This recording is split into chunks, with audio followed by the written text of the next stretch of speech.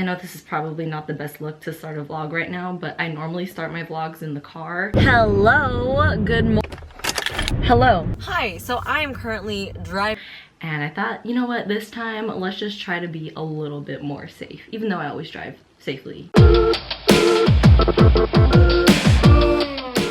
Anyway, hello, welcome back to another video, another day in my life as a dietitian and also just like as a human being. It's so nice to just do whatever I want in terms of exercise and movement. So along with doing yoga, I love functional movements like with this kettlebell. Today's vlog is going to consist of probably me going to work. It's a half day for me today. I'm gonna go to my friend's pinning ceremony because he is becoming an RD soon when he takes his exam, but he's graduating with his master's this year. Just like nurses and pharmacists, dietitians also have pinning ceremonies. So a new dietetic student asks a registered dietitian to pin him like in honor, just I guess just passing down the baton, but not really because both of us now are gonna be working, but he asked me to be his pinner. Also going to see if any of my classmates are there and see if they're willing to offer some words of wisdom to you guys. Anyway, I'm going to fix up my hair, dry off, get ready, drink some water because I've been drinking more water ever since I made the last vlog, which if you haven't watched, you should watch it. I've been drinking more water. I'm pretty proud of myself. So yeah, we're gonna do that now. Also, if you're new here, I forgot to do my little introduction for new people. If you're new here, hi, hello, my name is Amanda. I'm a registered dietitian and I also love health, wellness, fitness, veganism, and yoga especially. So if you like that kind of stuff, make sure you subscribe, press that like button and that notification bell so you never miss a video. And if you are a returning subscriber, hi. It's nice to see you guys here. I love seeing you guys in the comments. It's like, oh, just gonna go hang out with my friends now in the comments. I need a life. Okay, I'll talk to you guys later.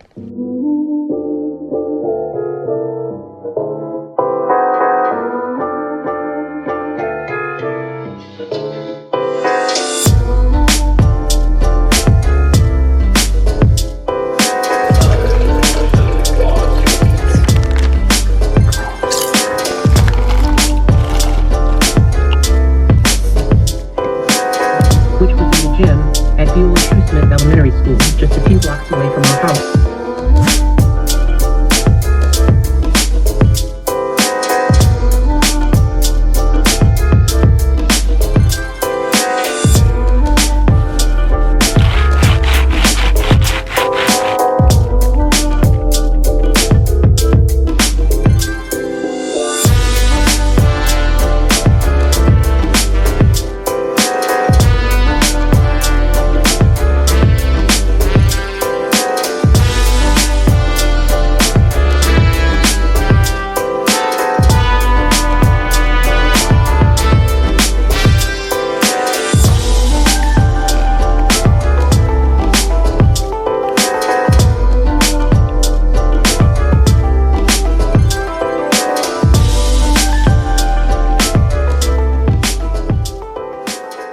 Alright, just finished my half day and finally getting to my car. Every time I do one of these vlogs, I'm always super ambitious. I'm like, you know what? I'm gonna talk about this, this, and this, and then I forget what I'm gonna talk about. I had a really nice conversation with one of the other dietitians who just asked me about transitioning to a plant-based diet and what I tell people or how I did it.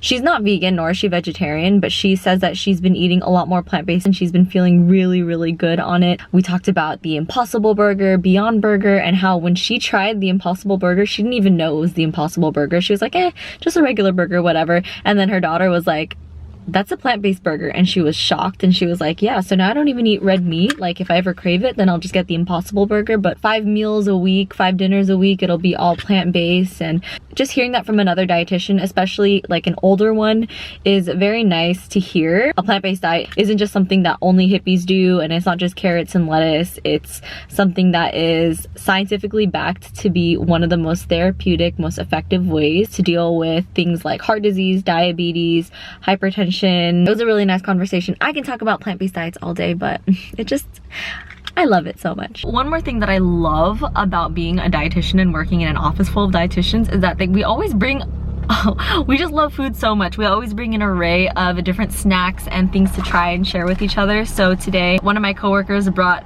dark chocolate covered edamame beans, and they were so good. And there's also dried fruit in the office. There's just always nice snacks in there. So anyway, just thought I'd share. That's why it's all beat up. I was like, where's the little... I remember just some of the most notable things is trying to execute lunch for 150 people. Just chef looking at you and saying, yeah, you got it. Here, go ahead. Taking our first steps to the medical center and meeting patients for the first time. There are a lot of people in our classes besides the ones that I just mentioned, but these are the ones that are getting pinned today. Being pinned by Amanda Sevilla.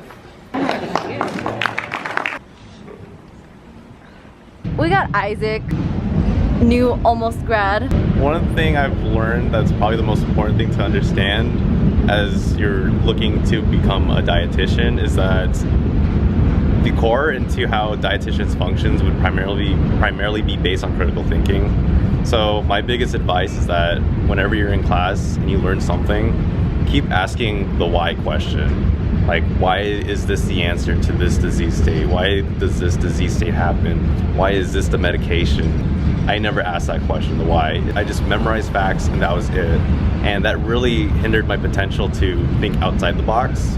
So if I were to go back in time and tell myself one thing, it would be exactly that. The best way to expand your critical thinking skills is to keep your mind open and always keep asking yourself, why is this the answer, or why does this happen? So I wish I knew that. yeah, I know. Dude, we were just trying to learn medications and like yeah, I know, memorize right? the names. It's like, oh yeah, what are the things for It's been a couple days since the pinning ceremony as well as my friends' graduations, and I have no case study for you guys. Since it's kind of graduation themed, I thought I would give more information for those of you who want to become dietetic students. Today I'm going to share with you exactly what I did in terms of extracurriculars in order to come to a dietetic program. First of all, which dietetic program did I choose? Why did I choose it?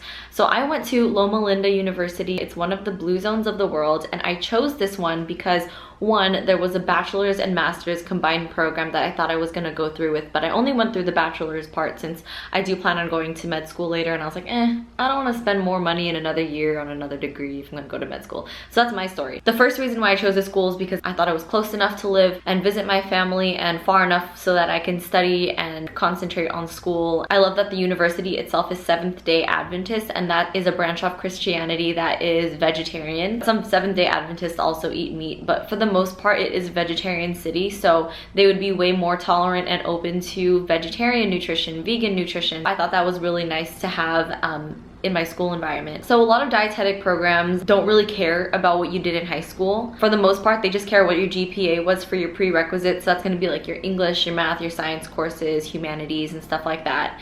So they care what your GPA was for that, and then the things that you did outside of high school. If you base a graduate student off of what they did in high school, it's not really fair and it's not really reflective of who they are, because I was a totally different person in high school. I felt like I was still a baby when I was in high school. I really only started to mature when I was going out of high school and living on my own and like doing my own thing, having my own autonomy when it came to studying, going out, my extracurriculars. They really just cared about the GPA that I had. I'm just going to share the things that I did when I went to college. I've been volunteering with a group of physicians, nurses, PAs, NPs, physician assistants, pharmacists. It's just this whole group that goes down to Mexico and does free health clinics every first Saturday of the month.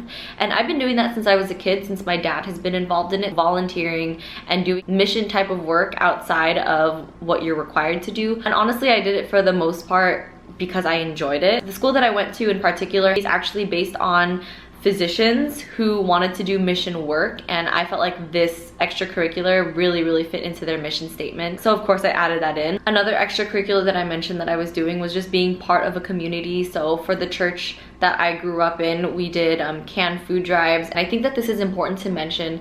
The school that I was applying to is very faith-based. They don't require you to be the religion that they prescribe to. They just hope that you would respect it. But I know that it fits within their core values to have somebody who has good morale, someone who has some kind of faith. I kind of highlighted the parts of myself that were parallel with their core values. For work experience during college, I did work at a restaurant as a barista and also a server at this vegan cafe, so I put that down.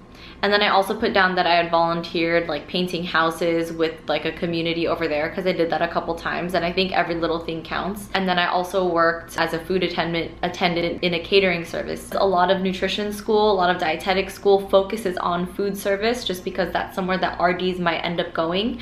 A lot of classes do focus on, again, food service management, food service business, finances. And while it might seem like, am I going in for a degree in business or nutrition and dietetics? It seems like it won't really count, but it definitely does. It'll show them that you have experience in these things that you will end up going into learning anyway. So when I was applying for nutrition and dietetics, I was still new with this channel. I still didn't have very much going on with it. I was active with it, but I kind of felt embarrassed to put that, oh, like I'm also a blogger, because I was scared that they would go onto my page and see what I'm posting.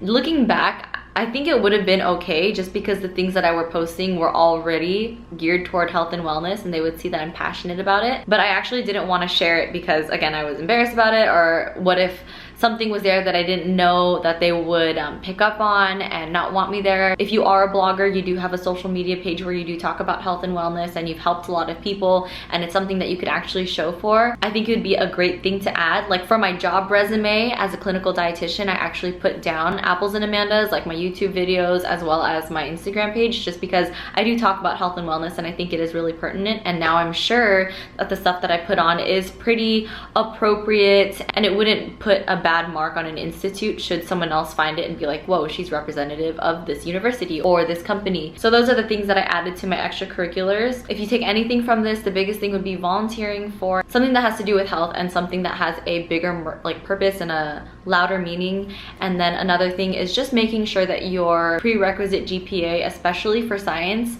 is pretty high. I would say at least a 3.5. But then again, people have been accepted with lower GPAs just because their extracurriculars were so high, or they just showed a really huge passion for this area of work.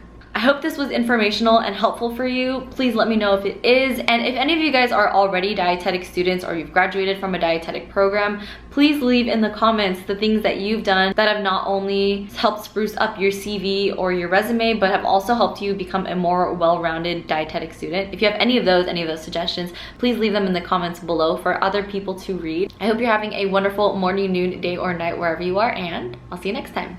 Bye.